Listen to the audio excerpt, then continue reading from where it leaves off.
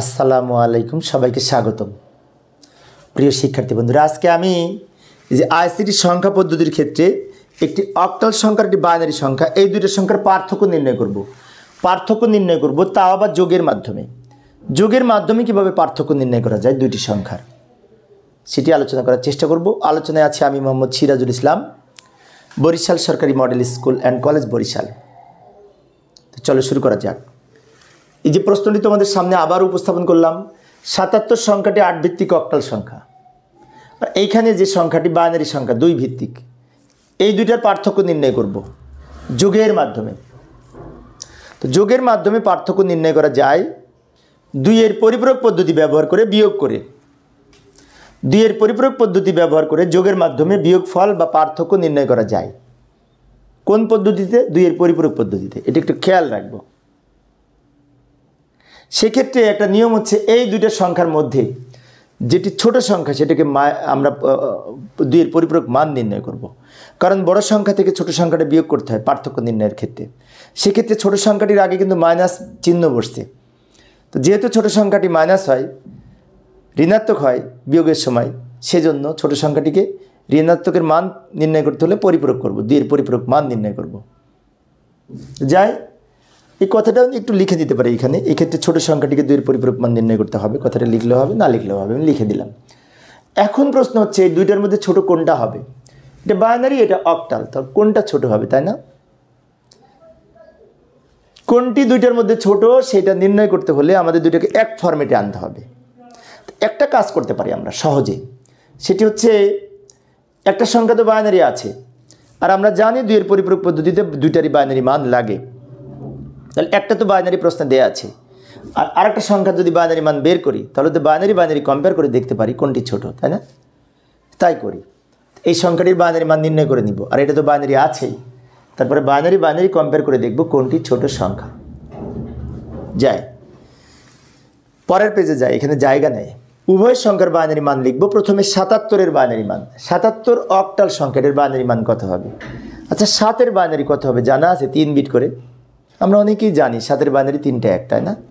7-এর binary 3টা 1, এটা আমরা যারা বাইনারি মান নির্ণয় করতে পারি, আর আইসিটি যারা দীর্ঘদিন পড়ি অবশ্যই পারি। তো এই 7-এর বাইনারি 3টা 1, আবার এই 7-এর বাইনারিও 3টা 1, তাহলে এটা হচ্ছে ৭৭-এর বাইনারি। এখানে 2, 4, 6টা বিট আছে, তা বাম দিকে আরও 2টা শূন্য নিয়ে 8 বিট তৈরি করে নিব। মানে আমরা উভয় সংখ্যার বাইনারি মানকে 8 বিটে সাজিয়ে লিখব। এবার দ্বিতীয় সংখ্যাটি প্রশ্নে দেওয়া ছিল না? প্রশ্নে একটা বাইনারি মান দেওয়া আছে না, মনে আছে? হ্যাঁ, প্রশ্নে একটা মান দেওয়া আছে। সেই বাইনারি মানটা সরাসরি প্রশ্ন থেকে লিখব। প্রশ্ন দেখে দেখে লিখলাম এই সংখ্যাটি। এরও বাম পাশে আর একটা শূন্য দিয়ে আমরা 8 বিট তৈরি করে নিলাম। আরেকবার বলছি, ৭৭-এর বাইনারি এইটা, এখানে 2, 4, 6 বিট আছে। আর প্রশ্নে যে বাইনারি মানটি দেওয়া ছিল এইটা, এখানে 2, 4, 6, 7 বিট আছে। তাহলে এখানে 7টা সংখ্যা, কিন্তু 6টা সংখ্যা, কোনটি ছোট?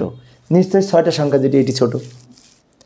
এইটা যেহেতু ছোট সংখ্যা, আর দুইয়ের পরিপূরক পদ্ধতিতে বিয়োগ ফলের ক্ষেত্রে ছোট সংখ্যাটিকে দুইয়ের পরিপূরক করতে হয়, তাই এই সংখ্যাটিকে দুইয়ের পরিপূরক মান নির্ণয় করব। সেজন্য আমরা এখানে লিখব, এই যে এক্ষেত্রে ছোট সংখ্যাটি ৭৭ কে দুইয়ের পরিপূরক মান নির্ণয় করতে হবে, কথাটা লিখে নিব। তো ৭৭কে দুইয়ের পরিপূরক মান নির্ণয় করি, তার মানে এই সংখ্যাটা নিয়ে যাই, 6টা 1, বামে 2টা শূন্য, যাই এই সংখ্যাটাকে দুইয়ের পরিপূরক করব। এই যে ৭৭-এর বাইনারি হচ্ছে এই 6টা 1, একটু দ্রুত লিখলাম সময় সেভ করার জন্য। বাম দিকে 2টা শূন্য দিয়ে ওই যে উপর থেকে নিয়ে আসলাম আর কি। এটা হচ্ছে ৭৭-এর 8 বিট বাইনারি মান, যাকে বলা হয় 8 বিট প্রকৃত মান বা 8 বিট রেজিস্টারে সাজিয়ে লেখা। এবার এই 8 বিট রেজিস্টারের বাম দিকের যে বিট, এটাকে বলা হয় এই সাইন্ড বিট বা চিহ্ন বিট। চিহ্ন বিট শূন্য হলে সংখ্যাটি কিন্তু প্লাস হয়। তার মানে কি, এই বাইনারি মানটি হচ্ছে +৭৭-এর বাইনারি মান, আর আমাদের বের করতে হবে -৭৭-এর বাইনারি মান। সেই জন্য দুইয়ের পরিপূরক করব, কারণ মাইনাসের মান বের করতে হলে দুইয়ের পরিপূরক করতে হয়।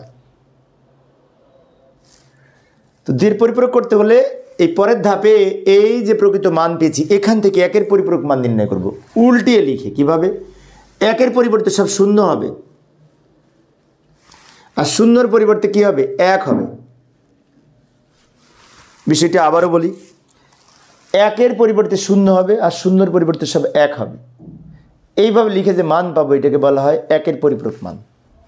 এবার এই লাইনের সাথে 1 যোগ করব, তাহলে 2-এর পরিপূরক মান পাবো।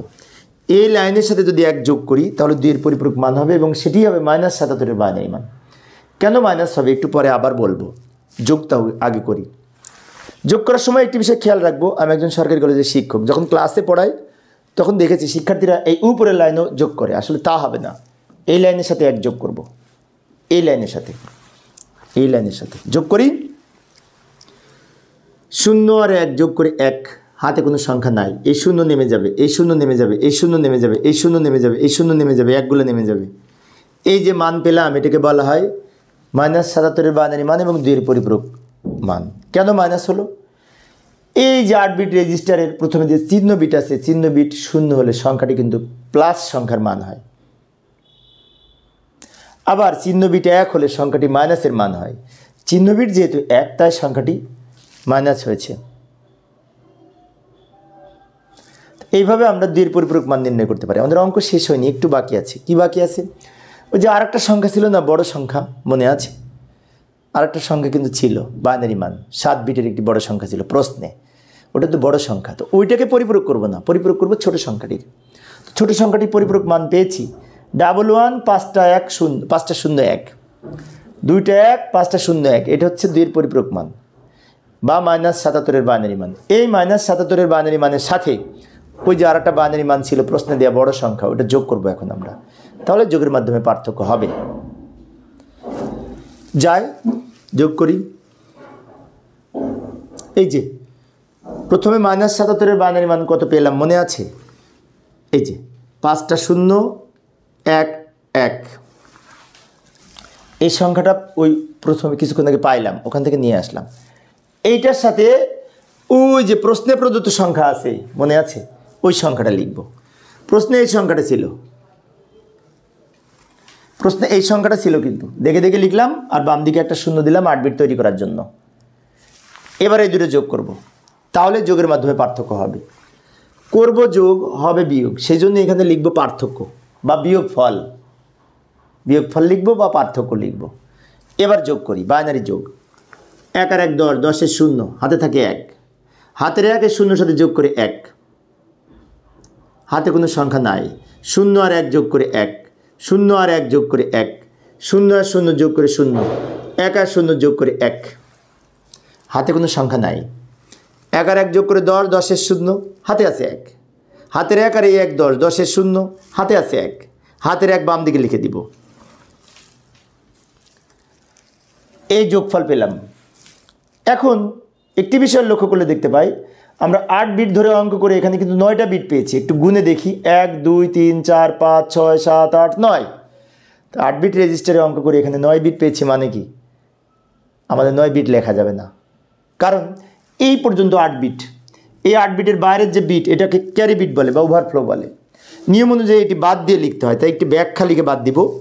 ক্যারি বিট বিবেচনা করা হয় না, এই কথাটা লিখে এই সংখ্যাটা বাদ দিয়ে লিখব, ব্যাখ্যা লিখে দিয়ে।